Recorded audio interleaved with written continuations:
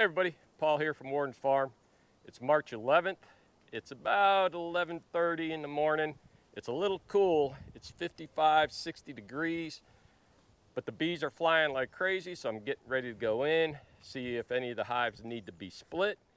I got a little help here to help me out today. I got Ben from Sandy Bottom Homestead, and this way we can get into these hives, check them, see if they need to be split. If they don't, we'll leave them alone.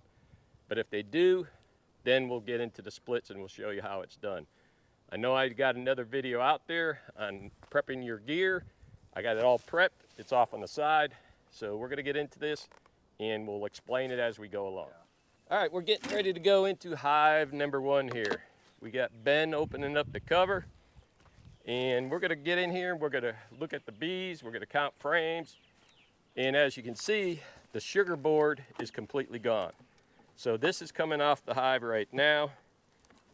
And for those that don't know the measurement of a deep box, from corner to corner in the width, you're 16¼ inches wide. You're 19 7/8 inches long. That's a 10 frame box, and that way we can hold 10 frames of hopefully bees. But looking in this box, we don't have 10 frames of bees. We only got 2 frames of bees. So that tells me that they're just starting to move up into this box. We'll go ahead and pull this frame up. And we're just gonna take a quick look at it and see what they're doing, because this is where all the bees are. And we'll flip it over. Actually got a little bit of nectar in it, a little bit. Yeah. And you can see different bees here. These are your standard workers, but there's a drone right there. The drone is the male bee. He's the larger one, doesn't have a stinger. And his whole purpose here is just to fertilize the queen. This next frame was an empty frame, and you can see they're starting to build the comb out. Then the frame after that's got some bees on it. So since they're building this out, we're just gonna close this or put these frames back in. How long ago did you put this in? Probably a week ago it was stuck in. So that's how long it's taken to get started? Yep. So now we're gonna set that off. Control. Now you can see the burr comb here. Now they build burr comb up in between your boxes. That way they can basically lay eggs in it. And so all I do is I just remove it, and if there's drones in it, I will actually take the drones and look at the pupa or the larva and see if there's any mites on them. So looking down in here, we have 1, 2, 3, 4, 5, 6, 7 frames of bees here. That's solid bees. You can't see down, nothing but bees. So the outside frames still don't have a whole lot on them just yet. We're gonna go ahead, we're gonna pull a couple of frames. I'm doing something I tell people not to do, stand in front of the box, but I'm kind of between them. Now this is a shallow box. This box is gonna be switched with the deep. This is gonna end up coming up on top. The reason for that is because I want this box to become a honey box. Right now I don't care, and when it's time to add a queen excluder, we'll put that on. Any larva that's in there will hatch out. They'll move down, the queen won't be able to come up, and then they can just store honey in it. And right now, you can see they're storing nectar like crazy in it. This was empty when I put it on, and since the honey flow kind of started kicking just a little bit, there's quite a bit of nectar in that frame. When did you put this box on? I stuck it on probably about a month ago, when just before I knew the red maples were going to come out. I knew I had to do it. Do you want to switch places? Yeah, let's do that. There's no nectar in there, but the bees are in there doing something. Probably, oh yeah, there's nectar down in there. Yep. And I don't know if you can pick that up on the camera. Shiny stuff right here. There you go. with the drone walking over it. So now, the next frame I want to see, since we got basically 2 frames that they've got honey on, I expect there to be brood on this next one. I don't see any burr comb down between the 2, but we'll see. There you Yeah, go. there we go. Bada There's the bing. brood.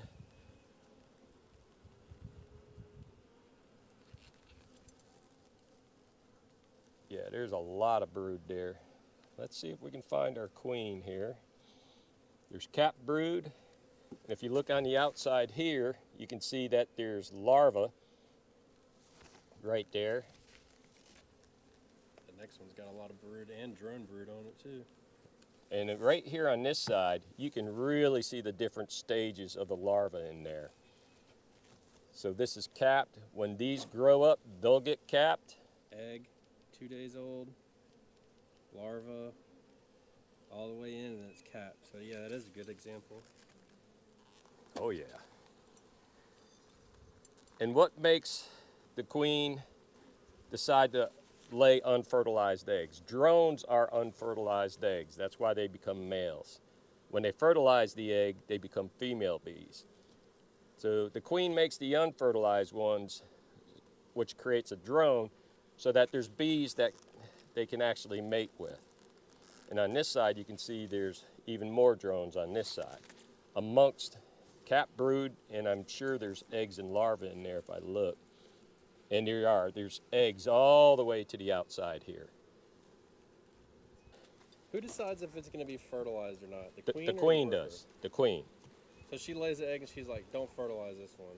Well, as it passes through her ovaries, she releases sperm from the drones that she mated with, because she can mate with quite a few drones. And depending upon what you read, but it's usually between 10 and 15 drones. Sounds like a party. Yeah, there's nothing but eggs and larvae where the bees have already hatched out. So right here's your queen cup, and you can see it was charged. I opened it up a little bit just to show you. That's telling you that these bees are beginning to feel crowded and they want to start to make a swarm cell. Well, I don't want that to happen just yet, so I am just taking that off, and we'll look farther down, because I'd be willing to bet if you got one, guess what? You got more. And because of the amount of bees that are in this bottom box, I'm just going to close this one up, and we're going to take this off and go right into the bottom box. So removing the swarm cell does not stop them, it just slows them down. That is correct. That's like super important to remember. If the bees are going to swarm, they're going to swarm. And once you see signs that they're going to swarm, that's a good sign to do a split. So right now, I'd say this hive is a good candidate to do a split, but I want to see the bottom box, how many bees are in there, see just what's going on between these two to make sure there's no other swarm cells on the bottom of this shallow box. We'll pick it up and we'll take a quick look underneath. 1, 2 more cups. And they are charged, it looks like. So, guess what? That's a good sign that it's time to split. Oh. Now, why don't you have your deeps down below right now? Because I rotated them.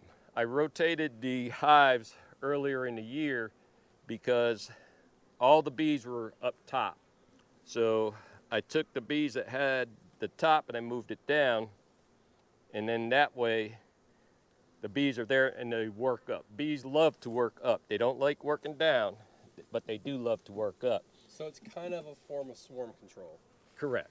So the deep will be the first one that's going to go back on. Just doing that may make them think that they have enough room as a swarm prevention. All right, got a bee trying to sting me here. Get off. There you go. Now you can see they got pollen stored here. And over here they got a little bit too. Drones walking about. Some nectar stored. So this is a food frame. And just like on the other ones, when you get food on 1 or 2 frames, you're going to end up seeing your brood. So I don't know if they'll have brood on this next one. I guarantee you it's on the one after that, though. Yeah, we got brood. I can see it already. Yeah. And there's another sign that they're getting ready to swarm. Because look at all that drone brood. And she's got eggs all the way out on that side. And that side, too. Yes, she does. This frame is full. So I think what I'm going to do now is I am going to start looking for the queen. I haven't really been looking for her, but I'm going to start looking for her as we do the rest of the hive, because if I can find the queen in this box, she'll stay here. Then I'll take the shallow and that will go into the new hive. Reason being, it has eggs, it has cat brood, it's got larvae, it's got everything you need for them to make another queen. And that's called the walk-away split. We'll just take it, put it in one of the hives that are empty, add a bunch of bees in there with them, and that will allow them to keep the brood warm if we get a cool night, and it will also force them to make a queen. So let's see if we can find our queen. Come on, girl, I know you're in here. Show yourself. I don't think she's on this frame, Paul. Well, if I need to move them all, if I can't find her, I'll do that. Okay. So again, it's going to the center of the box that it's going to make. And that's because we want to keep the brood good and warm. So now we're going to check this frame, which I don't expect her to be on the outer frame, but since all the others are full, she very well could be. There's a lot of empty space for her to lay here. And I don't see her on this side. No. Woo, look at all them bees down there, though. Okay. I don't see her. All right, let's see if we can find her on this frame. And right off the bat, there she is. Bingo bango. She's a big, fat, blonde queen. She's unmarked. So she is going to end up coming right over into this box, basically in the same position she was in.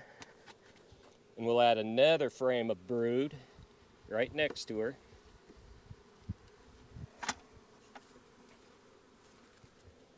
And take a empty one, we're going to put that in here.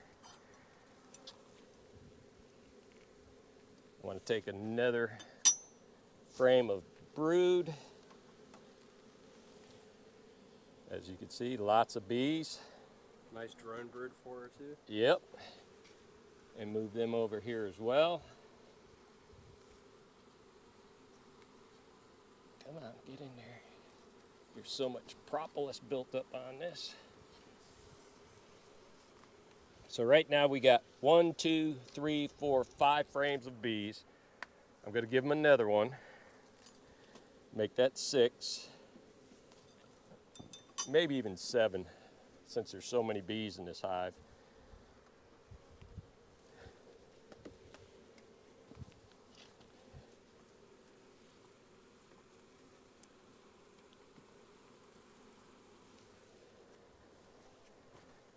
All right, so we got 7 in there. Now what I'm going to do is I'm going to get some of these empty frames, and we're going to start mix and matching to get these girls where they have things to do. So with these bees in this box that have to create a queen, because we're taking the queen out of this box, we're moving all these frames to the center, because these have brood on them. So let me ask you a question while you do this. Okay, Do you mind? go right ahead. Perfect. So are you gonna move the brood from the other box down below? My plans from this box, since this is a shallow, yeah, that's the shallow. I want this is gonna go up top, but it's got brood in it. So all I'm gonna do is I'm gonna take that, I'm gonna put it up top, and I'm gonna just leave it alone for now till they build a queen. Okay.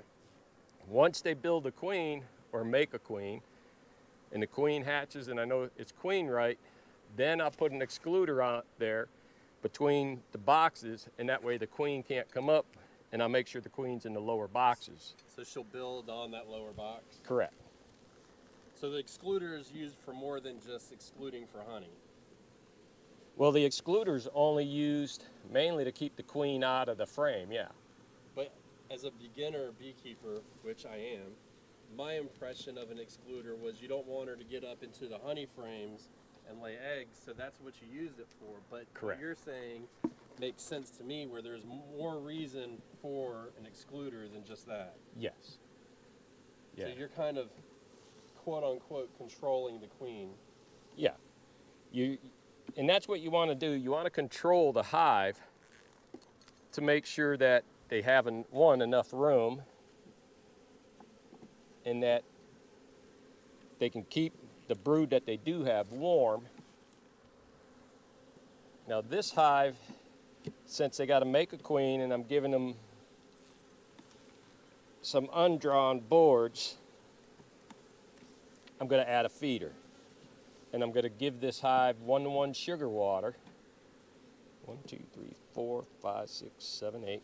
But it can't go in this box because this is a medium. Feeders are made for deeps. And I need one more, don't I? They should change that. Oh, they probably have them available, but Sorry, we'll just buy a new phone. there. So I say it all the time when I break something. So now that this box is ready, I want the shallow on top. I'm going to put the deep down below, and that'll give me perfect time to clean off any dead bees that are on here. There.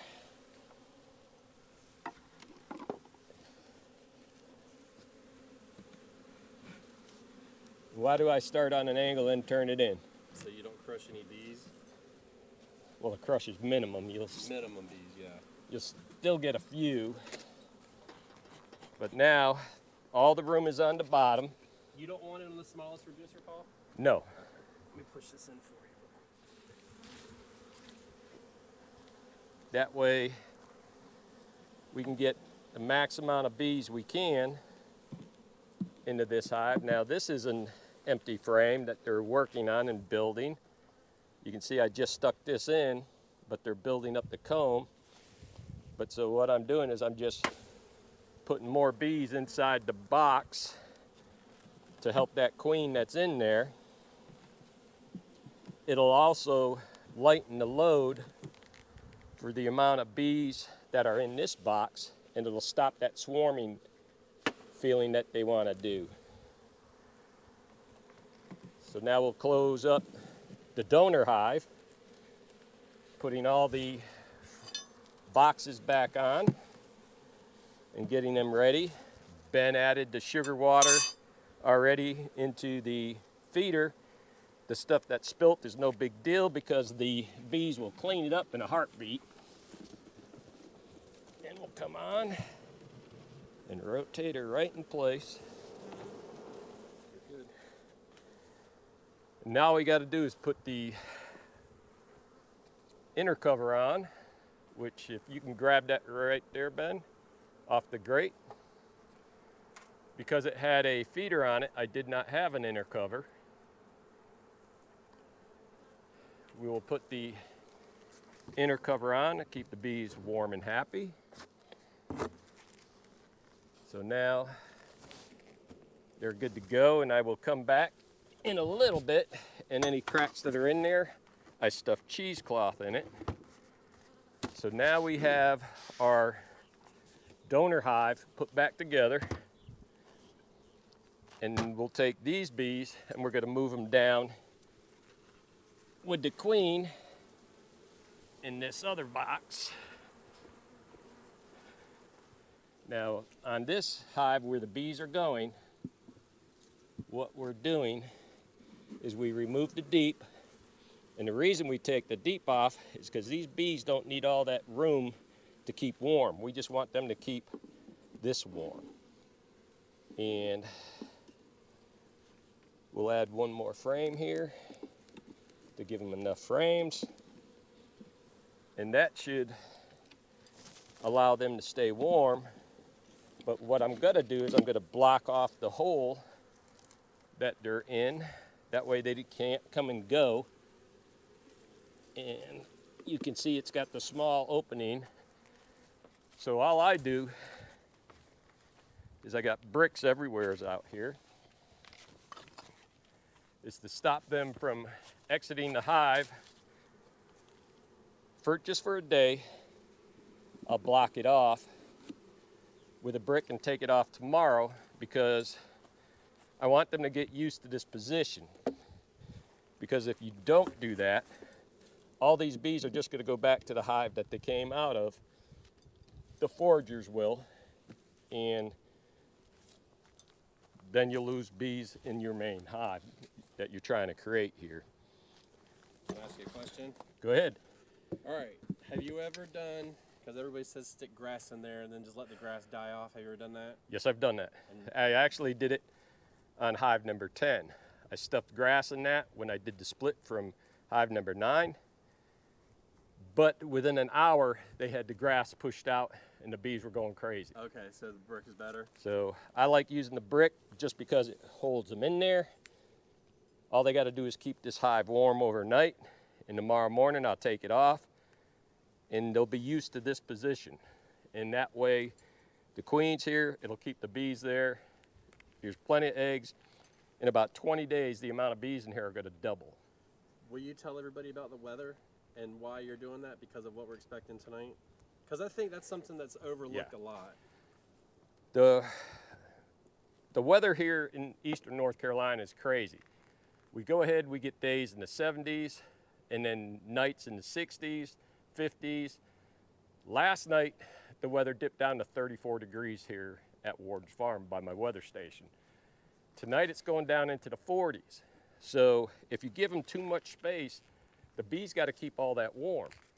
And so I'll come back here in a little bit and I'll put a pollen patty on top of here. And then that way they got food to keep them warm overnight. And I don't have a feeder in there. Once I know that the bees are in here for a couple of days, I will then add the deep underneath here. And that way the bees can move down and come up because the queen wants to lay everywhere. And that box has a bunch of drawn frames. And once she runs out of room in this top box or this medium, and she'll move down into that bottom box when the bees start coming and going. It's a process. People do it all different kinds of ways. This is what I like to do because it works for me. So as long as it works for me here in eastern North Carolina, that's what I like to do.